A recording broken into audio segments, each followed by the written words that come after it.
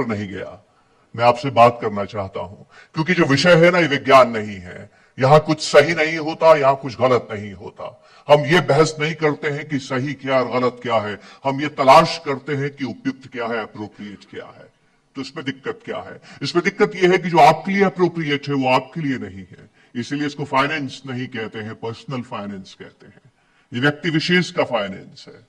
तो इस विषय को समझने के लिए एक बात आपसे कहना चाहता हूं। हर्षवर्धन जी ने कहा कि 3 डिकेड्स का मेरा एक्सपीरियंस है। आप जानते हैं मेरा एक्सपीरियंस क्या है? मेरा एक्सपीरियंस यह है कि मुझे नहीं मालूम कल बाजार कहां जाएगा, मुझे नहीं मालूम कल इकोनॉमी में क्या होगा। हम ईश्वर नहीं है, हम नहीं जानते। हम ये जानते हैं कि इतिहास में क्या हुआ है, अभी जानते हैं कि अभी क्या हो रहा है, कल क्या होगा यकीन मानिए किसी को भी मालूम नहीं है। कभी कभी यूं ही मैं अपने जी को बहलाया करता हूं, जिन बातों को खुद नहीं समझा औरों को समझाया करता हूं, और आप मुझे सुन भी रहे हैं। लेकिन मैं निवेश करता हूं, मैं नहीं जानता हूं कि कल बाजार कहां जाएगा, फिर भी मैं निवेश करता हूं। लेकिन निवेश करते हुए एक बात का ध्यान रखता हूं, मैं ये भविष्यवाणी नहीं करता बाजार कहां जाएगा, मैं तैयारी करता हूं बाजार कहां जाएगा। जब मेरी शादी हुई थी ना दोस्तों, मैं टर्म इंश्योरेंस का फॉर्म लेके आया, पत्नी से कहा टर्म इंश्योरेंस का फॉर्म भरो। पत्नी कहती टर्म इंश्योरेंस का फॉर्म क्यों भरना है? मैंने कहा अगर मैं जल्दी मर गया तो तुम्हारा क्या होगा? मैं अगर जल्दी मर गया तो तुम्हारा क्या होगा? फिर मैंने उसको एसआईपी का फॉर्म दिया। पत्नी पूछती एसआईपी का फॉर्म क्यों भरना है? मैंने कहा अगर मैं नहीं मरा तो। यही तो जीवन है दोस्तों। करना क्या है हमें? बाजार चाहे ऊपर जाए चाहे बाजार नीचे जाए, आप दोनों ही स्थिति के लिए तैयार रहने चाहिए। ईमानदारी से जवाब दीजिएगा। बाजार में पिछले महीने 8% की गिरावट हुई है, सितंबर से लेकर अभी तक 16% की गिरावट हुई है। आप में से कितने लोग खुश हैं? Raise hands. अब आप देख लीजिए, आप में से कुछ लोग खुश हैं। तो जो लोग दुखी हैं वो अपनी वजह से दुखी हैं, बाजार की वजह से नहीं। भाई आपको बात समझ में है? इसीलिए मैंने ये मंत्र पढ़ा था। ये शांति मंत्र है दोस्तों। ये शांति मंत्र कहता है, हमारा शास्त्र कहता है कि अगर आपको जीवन में समृद्ध होना है तो उसकी पहली शर्त यह है कि आपका चित्त शांत होना चाहिए। त्रिविध ताप बोलते हैं इसको। आपके जीवन में 3 ताप होते हैं, 3 संताप होते हैं। एक होता है भौतिक, भौतिक जो दुनिया में घट रहा है। एक होता है दैविक, जैसे कोविड आ गया, भूकंप आ गया। और एक होता है आंतरिक, जो आपके अंदर घट रहा है। जो दुनिया में घट रहा है वो आपके नियंत्रण में नहीं है। जो भौतिक घट रहा है वो आपके नियंत्रण में नहीं है। जो ईश्वर आपके साथ में करता है वो आपके नियंत्रण में नहीं है। पर आपके मन में क्या घट रहा है वो तो आपके नियंत्रण में है। अगर आप बाजार के बढ़ने का इंतजार करते हैं, नहीं, आप इंतजार नहीं कर पाएंगे। मेरे से पहले 2 वक्ता आए, उन्होंने कहा था कि लॉन्ग टर्म में बाजार बढ़ता है। मैं भी इस बात से सहमत हूं कि लॉन्ग टर्म में बाजार बढ़ता है, लेकिन हम कौन नहीं जानता, या बताइए कौन नहीं जानता है कि लॉन्ग टर्म में बाजार बढ़ता है? बताइए कौन नहीं जानता है? दिक्कत क्या है फिर? दिक्कत यह है कि हमारे साथ 2 परेशानियां हैं। मैं 2 लोगों का नाम लूंगा, आप बताइएगा आप में से किसने सुना है उनका नाम। उसेन बोल्ट, कितने लोगों ने नाम सुना है? Usain Bolt, raise hands. आप देखिए करीब करीब 80% लोगों ने हाथ खड़े किए हैं कि वो उसेन बोल्ट को जानते हैं। एक और व्यक्ति का नाम लेता हूं मैं, हो सकता है गलत नाम लूं तो अंग्रेजी में उनकी स्पेलिंग पढ़ देता हूं। Elute, ELUID, elute, KIPCHOGE, किपजोगे। कितने लोगों ने नाम सुना है? 1 2 3 4 5 6 लोगों ने नाम सुना है। जब मैंने हुसैन बोल्ट का नाम लिया आप सबने हाथ खड़े किए। जब मैंने इल्यूट किपजोगे का नाम लिया आपने 6 लोगों ने हाथ खड़े क्यों किए? क्यों नहीं जानते हैं आप उनको? आप जानते हैं आप उनको क्यों नहीं जानते हैं? क्योंकि उनकी दौड़ आप देख ही नहीं सकते। उसेन बोल्ट भागता है ना तो 9 सेकंड में दौड़ खत्म हो जाती है, देखने में मजा आता है। उसेन बोल्ट जो भागता है मैदान 42 किलोमीटर की, वो 2.5 घंटे तक चलती है, देखने में मजा है कि सजा है? बताइए। लॉन्ग टर्म, अगर कोई चीज लंबी चलती है ना वो हमें अच्छी नहीं लगती, हम टिक ही नहीं सकते। और आप 2.5 घंटे की दौड़ नहीं दे सकते, 20 साल का इंतजार करेंगे क्या करोड़ बनाने के लिए? जीवन में केवल 2% लोगों को मैं जानता हूं, जितने लोगों को 30 साल का मेरा एक ही अनुभव है कि मैं केवल 2% लोगों को जानता हूं जिन्होंने पैसा बनाया है। बना सभी सकते हैं लेकिन सिर्फ 2% से बनाया है। दोस्तों दिक्कत क्या है लॉन्ग टर्म में? लॉन्ग टर्म में दिक्कत यह है कि 15 साल तब आएंगे जब 10 साल होंगे, 10 साल तब आएंगे जब 5 साल आएंगे, 5 साल तब आएगा जब 1 साल आएगा, 1 साल तब आएगा जब 1 महीना आएगा, 1 महीना तब आएगा जब 1 सप्ताह आएगा, 1 सप्ताह तब आएगा जब 1 दिन आएगा, 1 दिन तब आएगा जब हर क्षण हर घड़ी आएगी, और हर घंटा हर घड़ी तब आएगी जब हर क्षण आएगा। हर क्षण आपको जिंदा रहना है, तब वो 15 साल देखेंगे ना, है कि नहीं? सवाल ये नहीं है कि लॉन्ग टर्म में क्या होगा, सवाल ये है कि बीच में जो संताप होंगे, जो चुनौतियां आएंगी, जो उतार चढ़ाव आएंगे, तब आप कैसे रिएक्ट करेंगे। बचपन में कहानी पढ़ी थी, लॉन्ग टर्म की कहानी बता रहा हूं, ध्यान से समझिएगा। लॉन्ग टर्म को आसान मत समझिएगा, घर ये सोच के मत जाइएगा कि लॉन्ग टर्म में बाजार में पैसा बनता है। लॉन्ग टर्म आपको टिकना भी पड़ता है, और यह आसान काम नहीं है। अगर आपने तैयारी नहीं की है तो टिक नहीं पाएंगे। और तैयारी करने का मतलब है हर हाल में शांत रहना। और शांत रहने वाला देखिए किसको शांत रहने के लिए कहता था, वो ब्रह्मांड को शांत रहने के लिए कहता है, वो अंतरिक्ष को शांत रहने के लिए कहता है, वो वातावरण को शांत रहने के लिए कहता है, वो देव को शांत रहने के लिए कहता है, वो मानव को शांत रहने के लिए कहता है, वो स्वयं को शांत रहने के लिए कहता है, वो अपने भूत को शांत रहने के लिए कहता है, अपने मन चित्त आत्मा को शांत रहने के लिए कहता है। जब इतनी ज्यादा आप शांति की तलाश करते हैं ना दोस्तों, तब समृद्धि आती है। क्या आप ये सौगंध खा सकते हैं कि बाजार चाहे नीचे जाए चाहे ऊपर जाए, मैं कभी व्यथित नहीं होऊंगा? ये सौगंध किसको खानी है बताइए?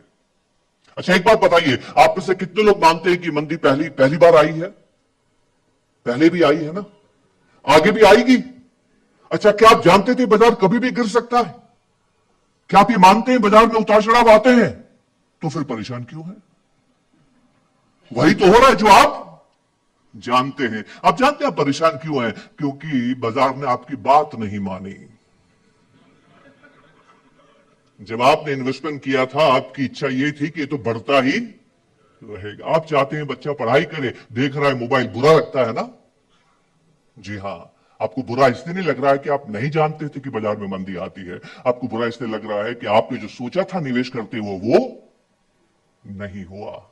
और जब हमारे विपरीत काम होता है ना, तब हमें धैर्य धारण करना पड़ता है, इंतजार नहीं। जो इंतजार करता है बाजार के बढ़ने का, उसका मन अशांत होता है, लेकिन जो धैर्य धरता है वो बाजार को देखता ही नहीं है, क्योंकि उसने तैयारी की हुई है, जब बढ़ेगा तब बढ़ेगा, मुझे क्या करना है, मैंने तो लॉन्ग टर्म पैसा डाला है। पर ये भावना आएगी कैसे? इस भावना को लाएंगे कैसे? हमें क्या समझने की जरूरत है? चुनौती हमारे सामने क्या है? एक राजा के पास में एक अपराधी को पेश किया गया, और राजा को समझ में आ गया कि इसने अपराध किया है, और उसको सजा सुनाई, और सजा यह सुनाई कि तेरे को या तो 100 जूते खाने हैं या 100 प्याज खाने हैं। दोनों में से एक सजा तेरे को स्वीकार करनी है। और वो सोचता है कि मैं क्या करूं, 100 जूते खाऊं तो बहुत दर्द होगा, प्याज तो खाने की चीज है, कैसा मूर्ख राजा है, मैं 100 प्याज खा लेता हूं। उसने राजा को कहा कि मैं 100 प्याज खाने के लिए तैयार हूं। ध्यान से मेरी बात समझिएगा जो मैं कहने जा रहा हूं। एज ह्यूमंस हमारे साथ तकलीफ क्या है? ईश्वर ने ना हमें बड़ी मुश्किल में डाला है। सोचने का काम दिमाग को दिया है, लेकिन महसूस करने का काम इंद्रियों को दिया है। मॉर्निंग वॉक पे जाना चाहिए कि नहीं जाना चाहिए? जाते हैं क्या? आ गई बात समझ में? तो अगर आप हेल्थ के लिए सही काम नहीं कर सकते, तो वेल्थ के लिए कैसे करेंगे? तो वो आदमी भी सोच रहा है लॉन्ग टर्म, फ्यूचर सोच रहा है ना, फ्यूचर कि कौन सी सजा मुझे लेनी चाहिए। प्याज तो खाने की चीज है, मैं प्याज खा लेता हूं। अब वो प्याज खाने लगता है, 1 2 3 4, कभी अकेला प्याज नहीं खाया था, हमेशा खाने के साथ खाया था। अब प्याज खा रहा है, ये बड़े बड़े मोटे मोटे प्याज खा रहा है, 1 2 3 4 5 6 7 खाते खाते तो हर जगह से आंसू आने लगे, जलन होने लगी, इतनी जलन होने लगी कि उसको लगा कि अब मैं मर जाऊंगा इस जलन से। अब वर्तमान है, अब फ्यूचर नहीं, अब उसके साथ घट रहा है। Humans seek pleasure, avoid pen.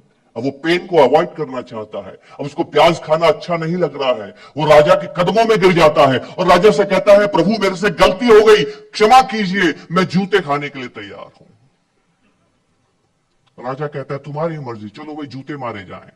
अब सर पे 1 जूता, 2 जूता, 3 जूता, 10 जूते पड़ते पड़ते सर से खून आने लगता है। उसको लगता है 10 जूते में हालत हो गई तो 100 जूतों में मेरी हालत क्या हो जाएगी। अब उसको पेन जूते से हो रहा है, प्याज से नहीं। प्याज तो दूर की बात हो गई ना। अब उसको पेन किससे हो रहा है?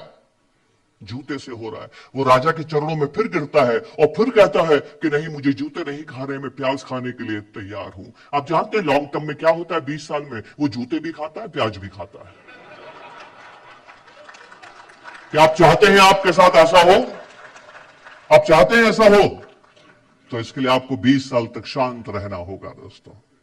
और शांत रहने के लिए आपको एसेट एलोकेशन करना होगा। एसेट एलोकेशन क्या है? एसेट एलोकेशन का मतलब है कि जो पैसा मैंने बचाया है उसको कब खर्च करना है। सिर्फ एक ही काम करना है, मुझे कब खर्च करना है, और कुछ काम नहीं है।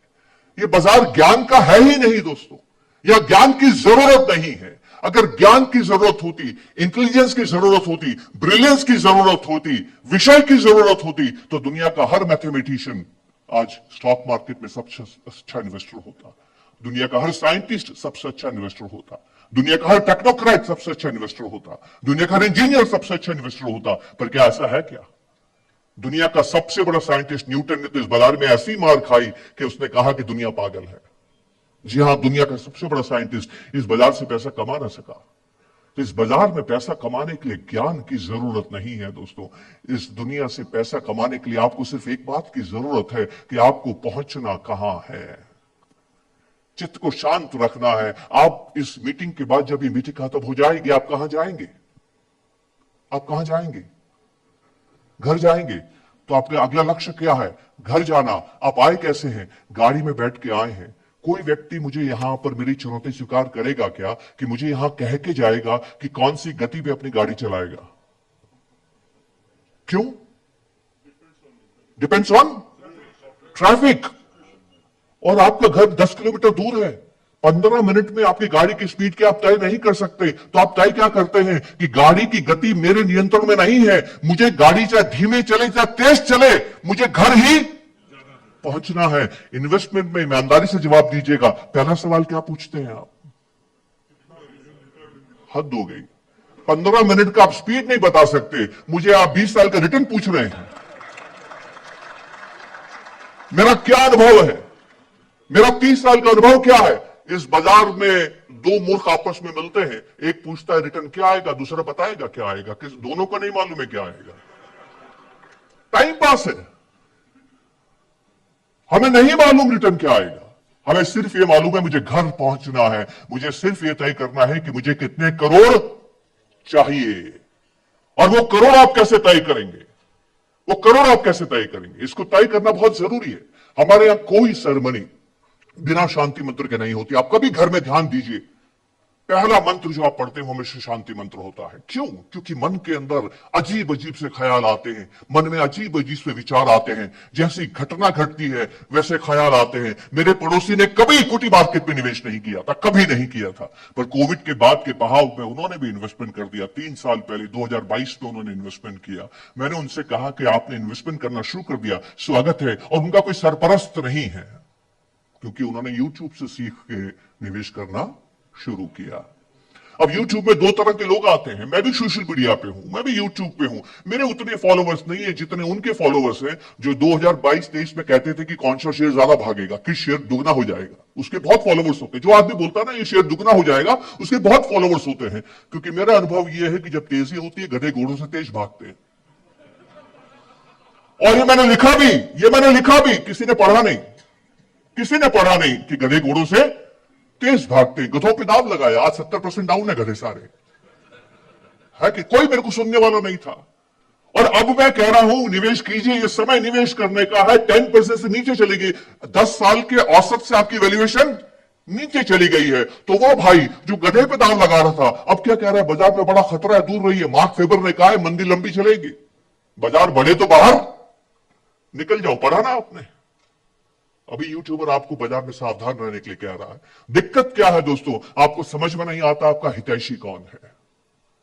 अगर आपको कोई खतरा दिखाता है तो वो आपको भला आदमी दिखता है, और मेरे जैसा आदमी जो कहता है कि आपका लॉन्ग टर्म में पैसा बनेगा वो सेल्समैन नजर आता है। Isn't it?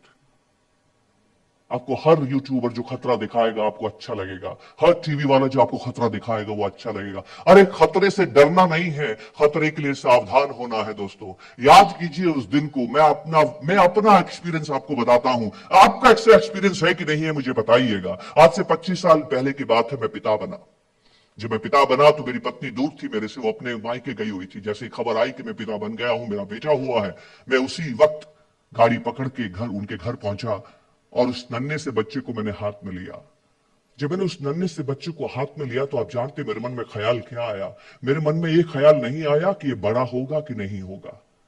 मेरे मन में एक ख्याल आया कि इसके बड़े होने में बाधाएं मैं उत्पन्न नहीं होने दूंगा, हर हाल में इसको हर खतरे से बचाऊंगा। मैंने ये चिंता नहीं की थी कि ये बड़ा होगा कि नहीं होगा, मैंने चिंता ये की थी कि बड़े होने में जो खतरे आएंगे उसको मुझे बचाने की कोशिश करनी है। क्या आप भी यही करते हैं? क्या यही करते हैं ना?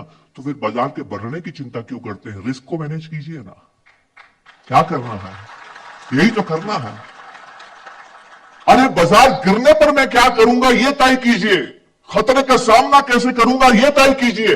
यह क्यों जानना चाहते हैं कि बाजार बढ़ेगा कि नहीं बढ़ेगा? क्या ईश्वर से पूछा था मेरा बेटा बड़ा होगा कि नहीं होगा? आपने मान लिया था ना वक्त के साथ बड़ा होगा। कितना आसान है दोस्तों, क्यों उसको हमने इतना जटिल बनाया है? आइए इसको भी हम समझने की कोशिश करते हैं कि इसको जटिल क्यों बनाया है। लेकिन पहले उस पड़ोसी की मैं बात कर दूं कि हमारा दिमाग कैसे काम करता है। मैंने पड़ोसी को पूछा कि अरे तुम्हारा कोई सरपरस्त नहीं है, कोई एडवाइजर नहीं है, बिना एडवाइजर के निवेश क्यों करते हो? युद्ध में, महाभारत में अर्जुन को अर्जुन युद्ध करना जानता था। अर्जुन सबसे महान योद्धा था, अर्जुन सबसे शक्तिशाली योद्धा था, सर्वश्रेष्ठ धनुर्धर था। फिर उसको कृष्ण की जरूरत क्यों थी? उसको कृष्ण की जरूरत थी फैसले लेने के लिए, युद्ध करने के लिए नहीं। जब सामने दादा खड़े थे ना तो उसके हाथ पांव फूल गए कि उस दादा की गोदी में खेला हूं, उसकी छाती में तीर कैसे मारूंगा? मजाक है क्या दादा की छाती में तीर मारना? कभी आपने आपको अर्जुन की जगह देखिए। वो फिर युद्ध से भाग रहा था जब अभिमन्यु मर गया।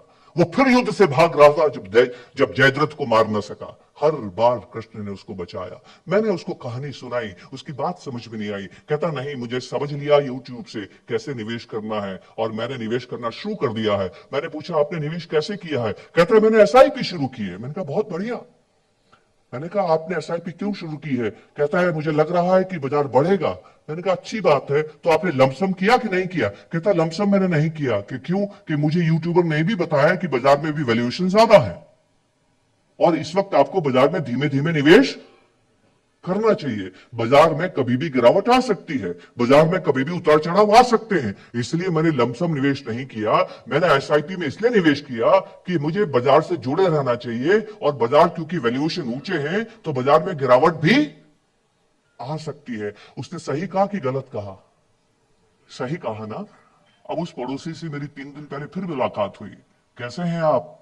उसका मूड अच्छा नहीं था। मैंने कहा मूड क्यों उखड़ा हुआ है? कह रहा है बाजार लगातार गिर रहा है।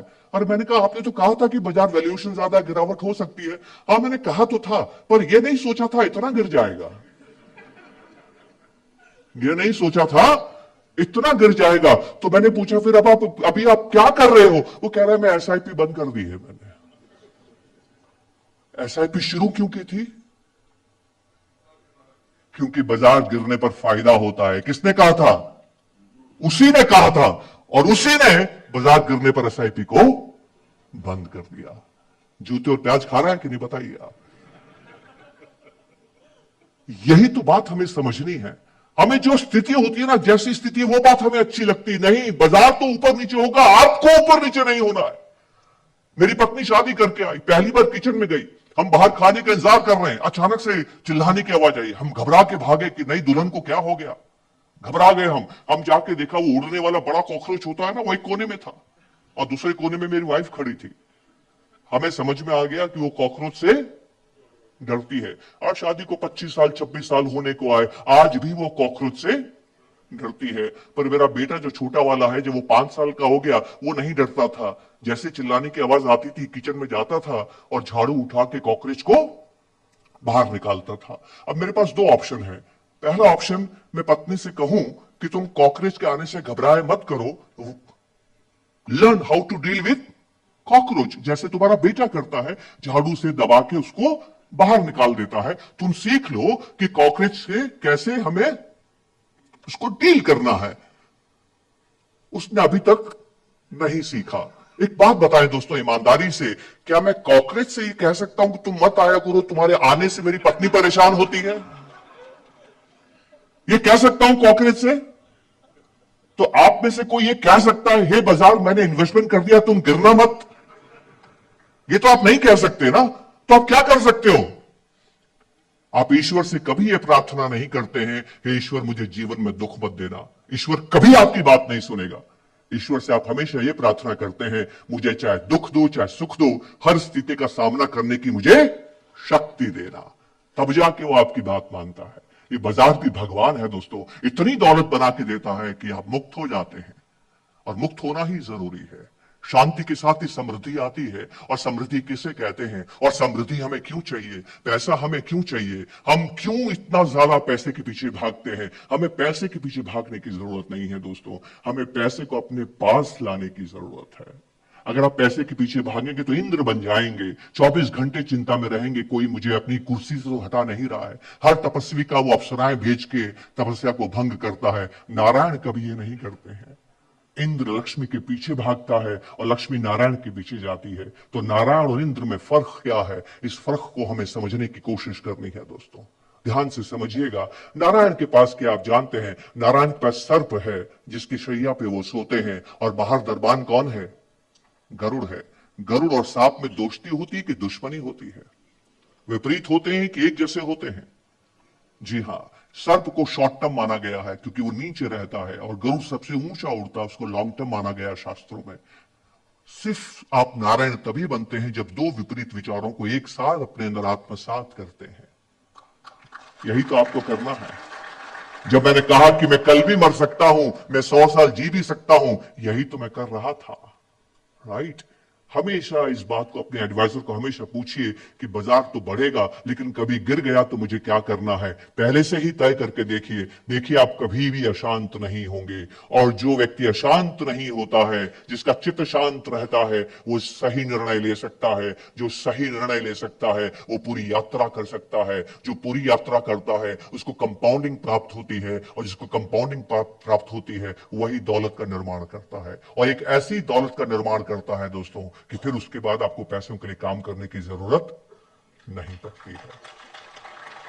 मेरे 30 साल के अनुभव में मैंने 10 साल खराब कर दिए, पर पिछले 20 साल ऐसे निकाले दोस्तों कि एक दिन मेरे जीवन में और मेरी पत्नी के जीवन में ऐसा आया कि हमारे अकाउंट में जो पैसा है, फोलियो में जो पैसा है, उसमें से जो पैसा बन रहा है वो हमारी एक्टिव इनकम से ज्यादा हो गया। मतलब पैसिव इनकम एक्टिव इनकम से ज्यादा हो गई। अब ध्यान से मेरी बात सुनिएगा, 2022 हम केवल धनतेरस को देखते हैं कि हमारा फोलियो का बैलेंस क्या है। मेरी पत्नी तो आज भी नहीं जानती है कि पिछले 20 सालों में उसके फोलियो का रिटर्न क्या है, कभी जानती ही नहीं है। आप चाहें तो कभी उनसे मिलिएगा और बात कीजिएगा, वो आपको चुनौती देता हूं, आप उनको 10 करोड़ का इनाम दीजिए कि आप बताइए आपको फोलियो का रिटर्न क्या, मैं आपको 10 करोड़ दूंगा। वो आपको नहीं बता पाएगी, उसको मालूम ही नहीं है। लेकिन 17 साल की नौकरी में 18वें साल के धनतेरस में हमने क्या देखा कि उस साल उसका जो पोर्टफोलियो का बैलेंस है, उसका अगर हम 4% पैसा निकाल लें तो उसकी सैलरी से ज्यादा है। कितना? केवल 4%। मैंने पत्नी से कहा पैसा निकालो और खर्च करो, दिल खोल के खर्च करो। मैं तुमसे वादा करता हूं अगले 2-3 साल में जो पैसा तुमने निकाला है वापस भर जाएगा। इसको अक्षय पात्र कहते हैं, कभी सुना है आपने? जीवन में अक्षय पात्र बनाइए दोस्तों। आप पैसा भी खर्चते रहेंगे और वो बढ़ता भी रहेगा। कंपाउंडिंग। 27 साल हो गए शादी को, 3 सालों से जो मोहब्बत मिली है पहले कभी नहीं मिली। क्योंकि जो मजा खर्चने में है ना दोस्तों, वो मजा बचाने में नहीं है। शास्त्र भी यही कहता है दोस्तों, पैसा बचता नहीं है दोस्तों, पैसा खर्च होता है। बचत की व्याख्या क्या आप जानते हैं? बचत को इकोनॉमिक्स में कहा गया डिफर्ड स्पेंडिंग। जो भी पैसा आपने बचाया है वो एक न एक दिन खर्च होना है। कब खर्च होना है उसके हिसाब से आपको निवेश करना है, तब शांति आती है। असीम शांति कब आती है? जब आप परिवार के साथ बैठते हैं और कागज पे लिखते हैं कि ये 100 रुपये जो मैंने बचाया कब खर्च करना है, ये 5 रुपये अगले महीने खर्च करना है। लिक्विड फंड्स, ये 10 रुपया मुझे 6, 8, 10, 12 महीने में खर्च करना है। शॉर्ट टर्म फंड्स, ये 10 रुपया मुझे 2 साल में खर्च करना है। मीडियम टर्म फंड्स, ये 15 रुपया मुझे 3 साल में खर्च करना है। बॉन्ड फंड्स, ये 25 रुपया मुझे 5 साल में खर्च करना है। हाइब्रिड फंड्स, ये पैसा मुझे 8, 10, 12, 15 साल के बाद खर्च करना है। इक्विटी फंड्स, बस कागज में लिख दीजिए, उसके बाद बाजार गिरने पर भी रात को नींद आएगी, क्योंकि कागज क्या बोलता है, आपने कौन सा पैसा डाला है जो आपको अभी जरूरत नहीं है, और जो पैसा अभी जरूरत है उसमें मंदी नहीं है। तभी तो शांत होंगे ना। कुल मिला के आपको शांत रहना है, और इसी को एसेट एलोकेशन कहते हैं दोस्तों। तो दो काम करने हैं, एसेट एलोकेशन करना है और अक्षय पात्र का ध्येय करना है। मुझे कितने करोड़ चाहिए कि मैं मुक्त हो जाऊंगा, यही शास्त्र भी कहता है। दोस्तों ध्यान से मेरी बात समझिएगा। दुनिया में तकलीफ क्या है, जो बात ट्रंप को समझ में नहीं आ रही वो बात क्या है, मैं आपसे कहता हूं। क्या आप ईश्वर में आस्था रखते हैं? तो जब ईश्वर के दर्शन करने मंदिर जाते हैं तो आप क्या करते हैं, आप जानते हैं? बाहर दुकानें होती हैं, वहां से कुछ खरीदते हैं, मिठाई खरीदते हैं, फल फूल खरीदते हैं, माला खरीदते हैं, दिया खरीदते हैं, जोत लगाते हैं, ये करते हैं ना, और ईश्वर को अर्पित करते हैं। उसको क्या बोलते हैं? नैवेद्य। और फिर पुजारी आपको वापस लाके देता है, उसको क्या बोलते हैं? प्रसाद। आप ईश्वर को नैवेद्य अर्पित करते हैं, जो आपके पास है, जो आपकी श्रद्धा है, आप ईश्वर को देते हैं और ईश्वर से आप याचना करते हैं कि जो मुझे चाहिए वो मुझे दो। You give what you have and you get what you want. ये क्या है? ट्रांजैक्शन। इसको क्या कहते हैं? लेन देन, गिव एंड टेक। ये भगवान ने दुनिया ऐसी ही बनाई है। दुनिया तभी चलती है जब भगवान कहता है कि जो आपके पास अभी है वो कल किसी का होगा, और जो अभी आपके पास है पहले किसी और का था। आपस में लेन देन करते रहो, तभी तुम समृद्ध होगे। ट्रंप साहब कोई बात समझ में नहीं आ रही है, इसीलिए ट्रेड वॉर चिंता है। चिंता हिंदुस्तान की नहीं है, पर हम भी तो दुनिया में रहते हैं, इससे दुनिया को नुकसान होगा। लेकिन एक अच्छी बात मैं आपको बताऊं, बचपन में मैंने कहानी पढ़ी थी दोस्तों, जब दो लड़ते हैं तो तीसरे को फायदा होगा। ट्रेड वॉर में बड़े देश झगड़ा करेंगे। हम ज्यादा बड़े नहीं हैं, दुनिया के व्यापार में 2% का हिस्सा है। झगड़ा तो वो करेंगे जिनका 30% और 15% का हिस्सा है, वो झगड़ा करके कमजोर होंगे। कमजोर हम भी होंगे, पर वो हमसे ज्यादा होंगे, तो हमें फायदा हुआ कि नुकसान हुआ? वो कल के लड़ते आज लड़े, चिंता मत कीजिएगा, ये हिंदुस्तान के लिए बेहतर हो रहा है। ये जो ट्रंप ने जो दुनिया के ऑर्डर को बदलने की कोशिश की है, इसमें हिंदुस्तान ज्यादा ताकतवर होकर निकलेगा। आप देखिएगा, आपको 2-3 साल के बाद में बात समझ में आएगी। आसान सी बात है, इसमें ज्यादा दिमाग लगाने की जरूरत नहीं है दोस्तों हमारे पास। और दूसरी बात जो हमें समझनी है वो बहुत छोटी सी बात है कि आने वाला समय कैसा होगा, हिंदुस्तान आने वाला समय कैसा होगा। ध्यान से मेरी बात समझिएगा। पैसा कैसे बनता है मैंने आपको बताया, एक का खर्चा दूसरे की आमदनी है। और शास्त्र भी यही कहता है दोस्तों। शास्त्र कहता है आपको पुरुषार्थ करने के लिए। पुरुषार्थ का मतलब होता है धर्म का पालन करते हुए। धर्म मतलब हिंदू मुस्लिम सिख ईसाई नहीं, धर्म का मतलब है right way of living, right appropriate way of living. धर्म का पालन करते हुए अर्थ का अर्जन करो। धर्म अर्थ काम, अपनी इच्छाएं पूरी करो और मोक्ष को प्राप्त करो। जीवन में जिसकी इच्छाएं पूरी नहीं होती, कामनाएं पूरी नहीं होती, वो मोक्ष को प्राप्त नहीं करता है दोस्तों। आप इस धरती पर आए हैं, आपको सारी इच्छाएं पूरी करनी है, और जो भी आपकी इच्छाएं हैं वो पैसा खर्चने से पूरी होती है कि बचाने से पूरी होती है? खर्चने से पूरी होती है। तो इन्वेस्टमेंट का मतलब क्या हुआ? इन्वेस्टमेंट का मतलब है कि इतना पैसा बनाओ कि आपकी हर इच्छा पूरी हो जाए। और इतना पैसा किस ताकत से बनता है? कंपाउंडिंग। और वो आपसे क्या मांगता है? 15 साल। पहला करोड़ बनने में टाइम लगता है, और जिसने पहला करोड़ बना लिया फिर वो पीछे मुड़ के नहीं देखता है। ये मामूली सी बात है दोस्तों, जो हमें समझने की जरूरत है। पर ये समझ में क्यों नहीं आती है? क्योंकि चित्त शांत नहीं रहता है। बाजार के ऊपर नीचे होने से हम ऊपर नीचे होने, वो नहीं होने देना है दोस्तों, वो नहीं होने देना है। आपको अपने मनोभाव को नियंत्रित करना है। आपको एडवाइजर को यह नहीं पूछना है कि स्कीम कौन सी अच्छी है। स्कीम कोई अच्छी या बुरी नहीं होती है, वो उपयुक्त या अनुपयुक्त होती है। ये दवाई के जैसे है, दवाई अच्छी या बुरी नहीं होती है, या तो आपको चाहिए या आपको नहीं चाहिए। बस आपको एडवाइजर को यह कहना कि चित्त शांत नहीं है, कुछ उपाय करो यार, दैट्स ऑल। बात करो उनसे, मिलो, बात करो, समझो, राइट। और क्या हमें बात समझनी है कि आने वाला समय कैसा होगा, इसकी चिंता मत कीजिएगा दोस्तों। आने वाला समय कैसा, इकोनॉमी हमेशा साइकिल्स में चलती है, हमेशा साइकिल्स में चलती है। मेरे दादा के पास जितना पैसा था उससे मेरे पास ज्यादा है, मेरे पास जितना पैसा है उससे ज्यादा मेरे बच्चे के पास होगा। इसका कारण क्या है मैं आपको बताता हूं ध्यान से, और फिर मैं अपनी बात को खत्म करता हूं। फिर आपके अगर कोई सवाल है तो जरूर मैं आपसे ले लूंगा। ध्यान से समझिएगा। जब मेरे पिता ने आज से 60-70 साल पहले काम करना शुरू किया, वो घर में अकेले कमाने वाले थे, घर में 8 खाने वाले थे, तो वो जीवन के पहले 20 साल बचत ही नहीं कर पाए। जो व्यक्ति बचत नहीं कर पाता है, अगली तनख्वाह का इंतजार करता है, तो बताइए कैसा जीवन होगा। मैं उस दौर में पैदा होता हूं तो मैं क्या सीखता हूं, मेरी प्रतिक्रिया क्या है? मेरी प्रतिक्रिया है, मेरी क्या सीख है, मेरी क्या समझ है? वो कहती है कि मेरे पिता की परेशानी इसलिए है कि उनके पास बचत नहीं है। बचत करनी चाहिए। मैंने अपनी आमदनी के पहले ही महीने से बचत करना शुरू कर दिया। बचत करना अच्छी बात है कि बुरी बात है? अगर वक्त मिला तो मैं आपको बताऊंगा क्या अच्छा और क्या बुरा है। लेकिन इंटरेस्टिंग यह है कि मैंने बचत करना शुरू किया। बचत करना बहुत अच्छी बात है, लेकिन बचत आप तब करते हैं जब आप खर्चा नहीं करते हैं। अब धीरे धीरे मेरे को 30 साल हो गए बचत करते हुए। बचत मेरी आदत हो गई है, मेरे खून में शामिल हो गई है। अब मेरे साथ क्या होता है ध्यान से समझिएगा। इकोनॉमिक्स में कभी ये इंपॉर्टेंट नहीं है कि आपके पास अभी कितना पैसा है, इंपॉर्टेंट है कि इससे कितना बढ़ने वाला है। इसको मार्जिनल बोलते हैं। मेरी आमदनी 100 रुपए है, वो इंपॉर्टेंट नहीं है क्या अगले साल ये बढ़ के 110 रुपए होगी। और मान लीजिए 10 रुपए हो जाती है, 110 हो जाती है, इस 10 रुपए का मैं क्या करूंगा वो इंपॉर्टेंट है। तो उस 10 रुपए को मैं खर्च करूंगा या बचाऊंगा। मार्जिनल प्रोपेंसिटी, मेरी प्रोपेंसिटी बचाने की है या खर्च करने की है। तो आप जानते हैं मैं क्या करता हूं। अगर 10 रुपए मेरी आमदनी बढ़ जाती है तो उस बड़ी आमदनी का 8 रुपया मैं बचा लेता हूं, बाजार में निवेश करता हूं और पैसे से पैसा बनाने की कोशिश करता हूं। ये मेरे पिता को प्रतिक्रिया है। आप जानते हैं मेरे बेटे की प्रतिक्रिया क्या है? ध्यान से समझिएगा। 6 साल पहले की बात है, कोविड से ठीक पहले की बात है। तब मेरी मां दुनिया में थी। एक दिन मेरे घर की नाली मेन ड्रेन जो है वो चोक हो गया। अब मेन ड्रेन ब्लॉक हो जाता है, चोक हो जाता है तो आप कुछ काम नहीं कर सकते हैं। अब बाथरूम इस्तेमाल नहीं कर सकते हैं, आप किचन इस्तेमाल नहीं कर सकते हैं। इससे मेरी पत्नी बहुत तनाव में आ गई, बहुत स्ट्रेस में आ गई। जब स्ट्रेस में आ गई तो आप बहुत तनाव में रहते तो सही फैसला नहीं कर पाते हैं। वो अचानक से उस व्यक्ति को बुलाती है जो हमें मदद करता है घर को साफ रखने में।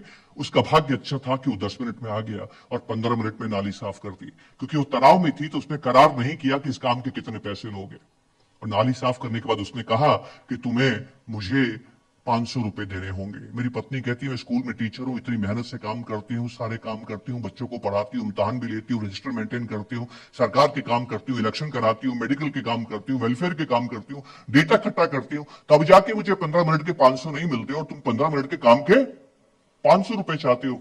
दुनिया में किस लेबर को 15 मिनट के 500 रुपए मिलते हैं? लेकिन तुम मेरे बुलाते ही आ गए, तुमने मुझे तनाव मुक्त किया, चलो मैं तुम्हें 200 रुपए देने के लिए तैयार हूं।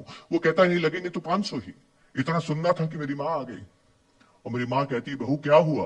वो कहती है मां देखिए इस काम के 500 रुपए मांग रहा है। मां नाली को देखती है, थोड़े से कचरे को देखती है और मां कहती है बहू ये काम तो 20 रुपए का है, पर तूने 200 बोला है, इसको 50 दे दे। अब वो व्यक्ति परेशान कि ये मैडम तो 200 रुपए दे रही है और ये तो 20 पर आ गई और वो भी 30 रुपए एहसान के साथ दे रही है। इतने में मेरा बेटा बाहर से आया और बेटा बाहर से आया, कॉलेज से आया, उसने देखा माजरा क्या है, अपनी माँ का हाथ पकड़ के अंदर लेके गया और माँ से कहा माँ तुम कितनी स्ट्रेस में थी, कितने तनाव में थी कि तुम उससे कॉन्ट्रैक्ट ही नहीं कर पाए कि इस काम का कितना पैसा लोगे। तुम टेंशन में थी कि नहीं थी? और वो 10 मिनट में आ गया। अगर 4 घंटे तक नहीं आता तो तुम कितनी टेंशन में रहती, न किचन इस्तेमाल कर सकती थी, न बाथरूम इस्तेमाल कर सकती थी। उसने तुम्हें इतना सहज कर दिया, तुम्हारा स्ट्रेस दूर कर दिया। तुम्हें उसको 500 रुपए देने चाहिए। और मेरी बात मानो, अगली बार भी समझ पर आए इसके लिए 50 रुपए की टिप देनी चाहिए। अब मैं आपसे यह नहीं कहता कि कौन सही है कौन गलत है, मेरी मां सही है, मेरी पत्नी सही है, मेरा बेटा सही है, बात यह नहीं है दोस्तों। बात यह है कि आप 2025 में निवेश कर रहे हैं और याद रखिएगा आपने भगवान को नैवेद्य दिया और प्रसाद की कामना की, गिव एंड टेक। आप जो भी खर्चा करते हैं वह व्यापारी की आमदनी है कि नहीं है? है कि नहीं?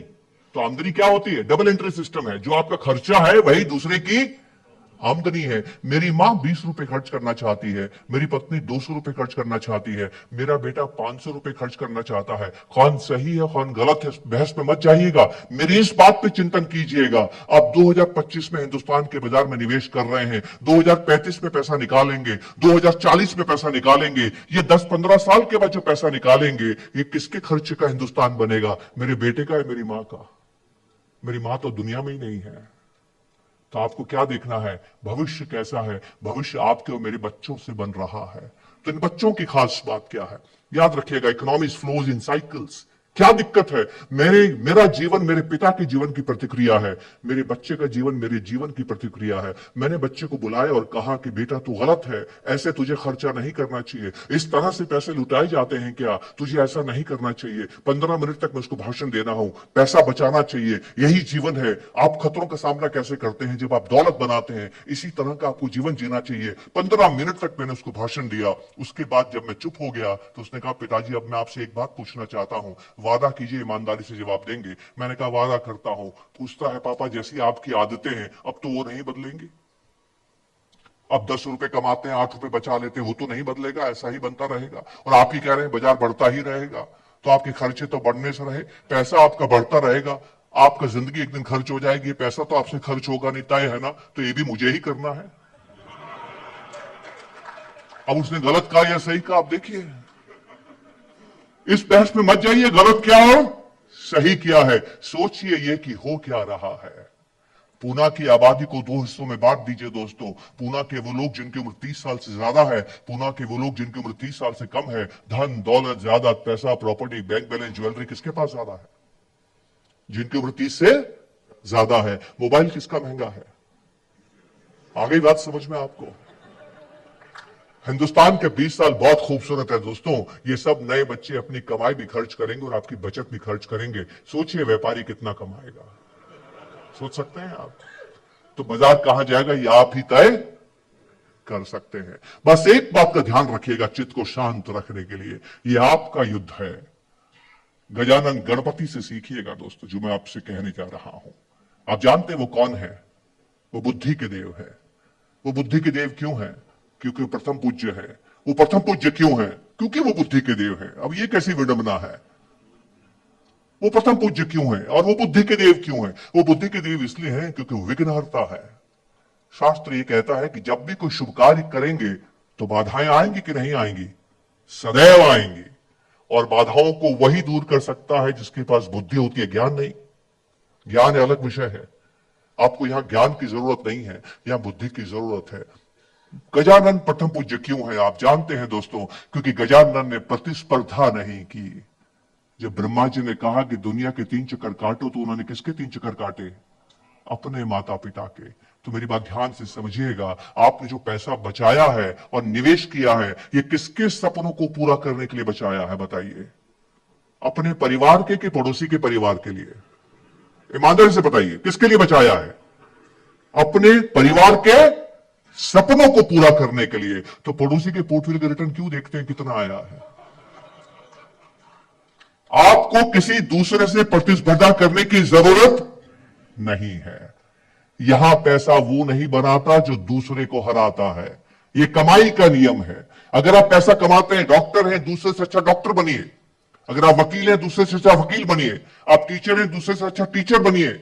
आप दुकानदार हैं, दूसरे से अच्छा दुकानदार बनिए। अगर आप अच्छा काम करेंगे ज्यादा पैसा मिलेगा। लेकिन आप इन्वेस्टर हैं, दूसरे इन्वेस्टर से अच्छा बनने की कोशिश मत कीजिए। आप अपने घर जब जाएंगे, अपनी गाड़ी का संतुलन आपके हाथ में है, किसी दूसरी गाड़ी से मुकाबला नहीं करेंगे। एक बार मैंने किया था, मैं अपनी गली भूल गया, उसके साथ आगे निकल गया। हमें अपने गोल पर ठहरना पड़ता है दोस्तों।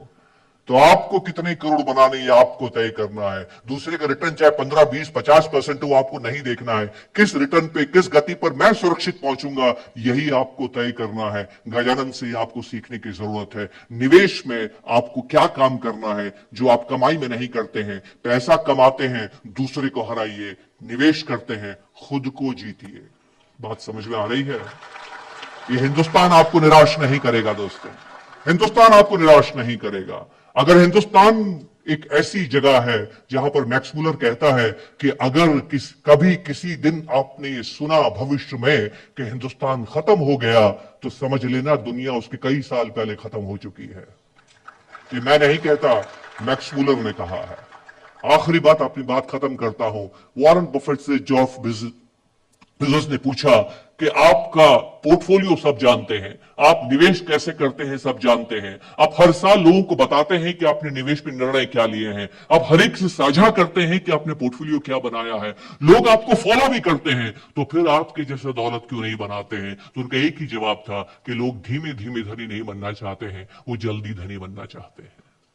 जल्दबाजी मत कीजिए दोस्तों, मंजिल पे पहुंचने की कोशिश कीजिए। आप ही से पूछता हूं, जवाब दीजिएगा। जीवन हो या निवेश, हमें फासले तय करते हैं, हमें दूरियां तय करनी है। दूरियां कौन तय करता है? जो तेज भागता है या देर तक चलता है? जो देर तक चलता है। अगर आप देर तक चलेंगे लंबी दूरियां तय करेंगे। और आखिरी बात भी वॉरेन बफेट की कह के खत्म करता हूं। किसी ने वॉरेन बफेट से पूछा कि आप इतने धनी कैसे बने। आप जानते हैं उसने क्या, इसको ओवर इन लॉटरी बोलते हैं, ओवर इन लॉटरी। वो कहते हैं कि मैं इतना धनी इसलिए बना, उसके दो कारण है। पहला कारण यह है कि मैं अमेरिका में पैदा हुआ, और दूसरा कारण यह है कि मैं सही समय पैदा हुआ। अगले 20 साल में अगर आप अक्षय पात्र बनाते हैं तो इसके दो कारण होंगे, आप हिंदुस्तान में पैदा हुए हैं और सही समय पैदा हुए हैं। नमस्कार, जय Hind, thank you, thank you very much. जोरदार टाळ्या वाजूयात आपण।